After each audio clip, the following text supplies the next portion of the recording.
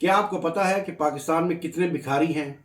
पाकिस्तान के सिर्फ 3 बड़े शहरों में इनकी औसत तादाद कितनी है और इनकी डेली औसत आमदनी कितनी है, और ये रोज़ाना की बुनियाद पर भिखारी जो हैं मेरी और आपकी जेबों से कितने रुपए निकाल लेते हैं। अगर ये सब कुछ जानना चाहते हैं तो ये वीडियो आपके लिए है। अस्सलाम वालेकुम दोस्तों, मेरा नाम है इशफाक अहमद अब्बासी और आप देख रहे हैं हमारा यूट्यूब चैनल जानिए विद इशफाक अब्बासी।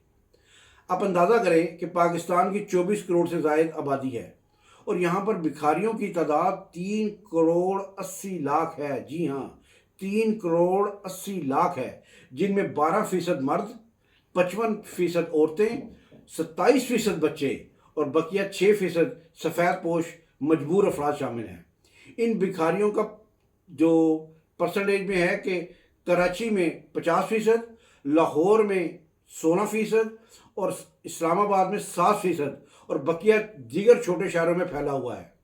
कराची में रोज़ाना औसत भीख 2000 रुपये, लाहौर में 1400 रुपये और इस्लामाबाद में 950 से 1000 रुपये और पूरे मुल्क में फ़ी भिखारी 850 रुपया कमाता है।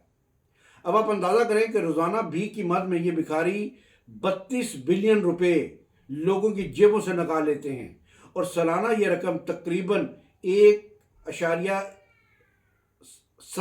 ट्रिलियन रुपए बनती है। और अगर औसत डॉलर के एतबार से देखें तो ये रकम 42 बिलियन डॉलर बनती है। अब दूसरी तरफ आए, यही 3 करोड़ 80 लाख भिखारी अगर काम करें तो फीकस औसत 2000 रुपये के प्रोडक्ट्स बना सकते हैं।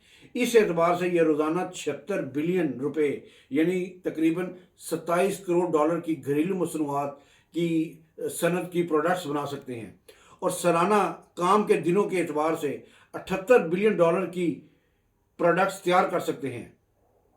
और ये कोई रॉकेट साइंस नहीं है। अगर हम मज़ीद काम करके सिर्फ 50% ही एफिशिएंसी का रेट ले लें तब भी सालाना 39 बिलियन डॉलर्स की एक्सपोर्ट्स कर सकते हैं।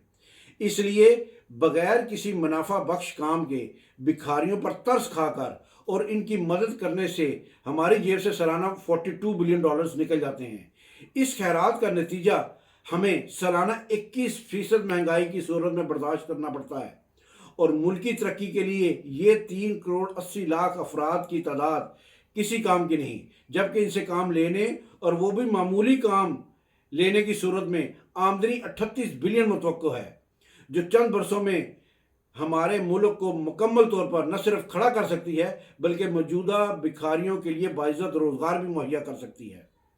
काबिल ज़िक्र बात यह है कि ये अदारे और ये लोग जो इन भिखारियों को चंदे और रकूम देते हैं वो इन भिखारियों को रेडीमेड गारमेंट्स, वेल्डिंग, काश्तकारी, कंस्ट्रक्शन और इस तरह के बेशुमार ज़राए में इस मैन पावर को इस्तेमाल करें और इनके मुलाजमीन को उजरत के साथ साथ खाना भी फराहम करें।